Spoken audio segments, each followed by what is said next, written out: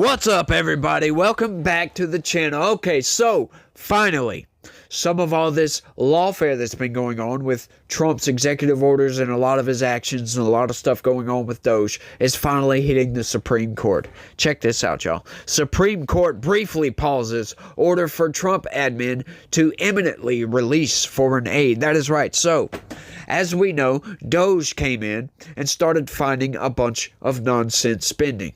Gender studies over here in this country, and, a LGBTQ play over here, and blah, blah, blah. It could just go on forever. All these programs spending hundreds of thousands to millions to, in some cases, add it all up, it's billions of dollars in taxpayer money going to far left, ideologically driven programs that is considered humanitarian assistance, right? But the corporate press, I noticed when I read, I think 5 different articles before I landed on the Hill, and I've noticed a lot of these corporate press outlets, they're finally starting to slow down with calling these left-wing, ideologically driven programs as humanitarian assistance. They're finally calling it foreign aid. Yeah, which still sounds bad from their perspective, right? Because it's not aid. That is not aiding somebody. That is pushing your ideology. That's all that is. And that's a waste. And it's nonsense. And we don't need to be spending that money on that kind of crap. But let's get into this. Chief Justice John Roberts temporarily delayed a midnight deadline for the Trump administration to unfreeze nearly $2 billion in foreign aid payments. You love it, foreign aid payments, imposed by a lower judge who found the administration had flouted his ruling. Of course they did, because once again, if the executive doesn't have control over the executive, who does? Congress? You mean Congress has control of the executive? That's what some liberals and these Democrats are trying to convince you of. Sorry. They're trying to convince you, the Trump administration is taking power away from Congress. That's what they're doing, because we voted to approve those budgets that had all that spending on there, and he's stopping that. That's breaking the law. It's all illegal. No, as a matter of fact, it's not. Because so Congress approves the budget, right? But who made that budget, by the way? And who has the authority to change that budget? The executive branch, as a matter of fact. These people had no problems whatsoever, right? Having the Biden administration, let's reroute some funds to this over here, this program over here, where we'll just get FEMA to pay some criminal aliens. We'll subsidize these criminal aliens out, through FEMA. From this, we'll take the money out of over here, send it through FEMA, so because it's an emergency. For crying out loud, these people don't have nowhere to stay. No, but none of these people had a problem with the Biden administration doing this. None of these people had a problem with the Biden administration trying to force its way through student loan relief, right? Student debt relief. Trying to force that, going outside of the Supreme Court. Supreme Court said no. He said, well, we'll try this. Supreme Court said no again. He said, we'll do it anyway. Yeah, they did it anyway, by the way. Some of it got blocked because some people with scruples stood up and said no. But some of it didn't get blocked. And these same people that are saying, the Trump administration's an authoritarian takeover of Congress. He's taking our powers away from us just because they are the ones that approve the budget. No, they have no say-so after they approve that budget as to where that budget money goes. They have no say-so whatsoever. None. I'm sorry. You can let anybody lie to you. You can let the corporate press say, we appropriated this money for this. Yeah, well, if the administration decides that that's a waste, they can absolutely do that. Sure, you can take it to court, but they're probably going to side with the administration on this, right? But it would depend on who's in power. Is it a Republican or is it a Democrat? And who is the judge? That should not be the deciding factor on issues like this, right? Because we have a lot of activist judges on the federal circuit because the president gets to decide who sits on the federal circuit, right?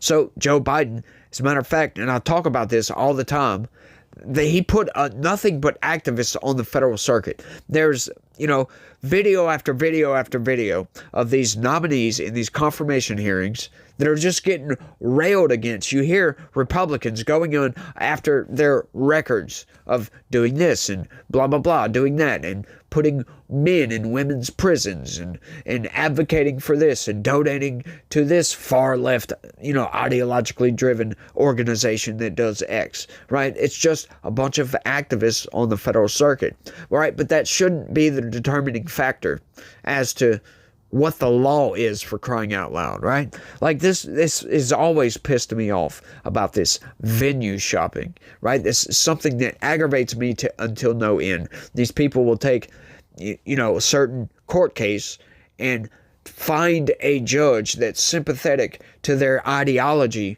to bring that court case in that district because they know that judge will be sympathetic. Regardless of the law, right? Regardless if it's a good idea, if it's in the interest of the American people, blah, blah, it doesn't matter. They're sympathetic to my cause, so I'm going to bring that case over here. I think that's nonsense. I don't think you should be able to do that, right? And I don't think these activist judges should be ruling just because they feel a certain way, right? That goes all the way up to the Supreme Court. They should rule based on the law. Is this allowed by law? And they don't do that in a lot of cases. The administration said it could not feasibly resume payments on the rapid timeline set by the U.S. District Judge Amir Ali, who on Tuesday directed the State Department and U.S. Agency for International Development release missing funds for existing foreign aid contracts and grants by the end of Wednesday. The new order requiring payment of enormous sums of foreign assistance money in less than 36 hours intrudes on the prerogatives of the executive branch. Yeah, it's kind of a hard thing to do considering he's dismantling USAID currently. The president's power is at its apex, and the power of the judiciary is at its nadir, whatever that is, in matters of foreign affairs. Acting Solicitor General Sarah Harris wrote in the emergency motion to the High Court.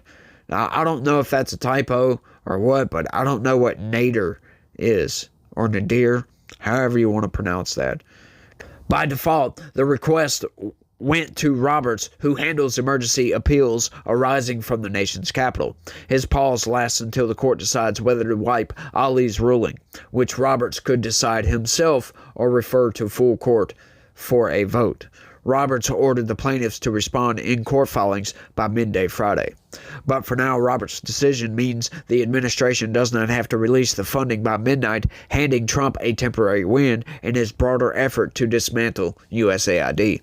However, it leaves the USAID contractors and nonprofits who sued in limbo. The coalition wrote in court filings that unless the administration pays up, several plaintiffs and their members could be forced to cease operations this week, contending that time is truly of the essence. Is that so? Well, you know what? Who cares about that? The American public does not want to pay for these nonsense garbage programs. I'm sorry.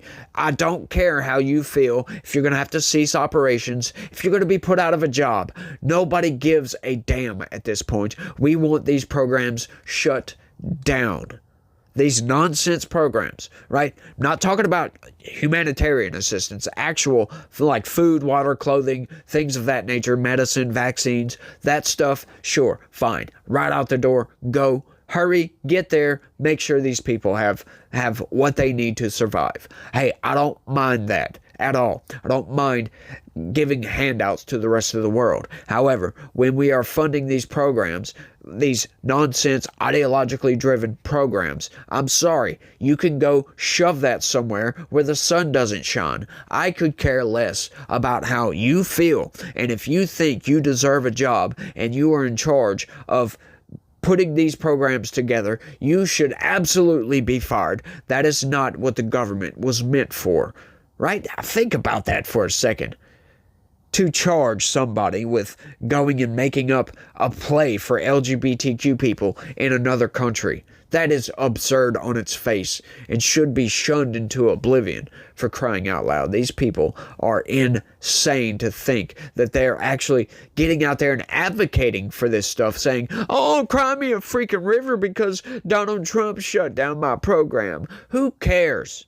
The American public does not want this. Sure, once again, you might get some far-left extremists say, oh, well, this is necessary. But at this point, it's not. These people don't understand the predicament this country is currently in. The predicament this country has been in for a while. And, Congress, like I say, we need to get all new congressmen, y'all. They just want to kick the can down the freaking road. Sell your children's future out for the here and now to fund these nonsense programs. That is what they are doing. $1.8 trillion deficit spending annually. That is absurd, y'all. And they think that these programs are necessary? No, I'm sorry. You can go somewhere with that. After flouting the district court's temporary restraining order for a full 12 days in a letter and in spirit, requiring the district court to not once, not twice, but 3 times order compliance, defendants bring this premature appeal in a last-ditch effort to evade the order of an Article 3 court. Lawyer Stephen Worth wrote, yeah, who cares? Once again, at this point, just because you cry about these ridiculous programs doesn't mean that you just get your way. Just because it's USAID doing this, and just because an activist judge decided that, oh, these programs are necessary. No, I'm sorry. Just because Congress approved that funding, right, they may not have known what they were approving. But they should have, and they should not have approved it. As a matter of fact, just because all of that happened doesn't mean the new administration that came in can't stop it. Once again, and I think the Supreme Court, the highest court in the land, agrees with that gesture. As a matter of fact, the lengths to which the government is going to flout a court order, all for the goal of ending life-saving humanitarian assistance, is staggering.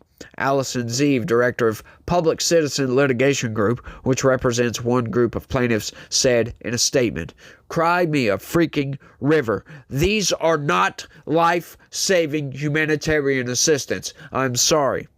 What Doge was finding? I'm sorry, it's not." Trump also said that he himself unfroze actual humanitarian assistance. So what are we arguing over here? Obviously, it's got to be the nonsense programs that Doge found, because that's what he wanted to shut down, because he unfroze the actual humanitarian assistance. So these people, once again, are lying to you, and the corporate press has no problem adding their statement into the news article to try to push the narrative that this is life-saving stuff. That lady, Allison Zeeve, or whoever she is lying. I'm going to call her a liar at this point. It is not life-saving humanitarian assistance. The Justice Department pushed back, insisting there are other legal avenues for the groups to try to access funding they believe they are owed. Since taking office, Trump has looked to effectively dismantle USAID, including through his executive order demanding a pause in all federal aid payments. Most USAID staff have been placed on administrative leave and blocked from accessing their offices or internal systems, and many others have been fired. Good freaking riddance. Get those people out of here. The initiative comes as Trump seeks to transform federal spending to align with his administration's agenda. That is a lie. Once again, the corporate press is lying. He is trying to align federal spending with the American taxpayer. That is what he is doing. Once again, his agenda. No, it's the American people's agenda. We voted for Trump. And we voted for him to bring in Elon Musk to come in and find waste, fraud, and abuse. And that's exactly what they're doing. Of course, they're making some mistakes. Once again, they shut down some sort of Ebola prevention program that was going on accident. He apologized for doing that. So yeah, Doge is making some mistakes. I have no problem admitting that, especially since Elon Musk openly admits it. But once again, he also said we move quickly to fix those mistakes. I mean, do you really think that, the federal government getting away with whatever the hell it wanted to do, spending all this money in a deficit, wasting our taxpayer dollars on nonsense, right, for so long, do you think that somebody to come in and clean all this up and bang some heads on some tables to do so is not going to make a few mistakes?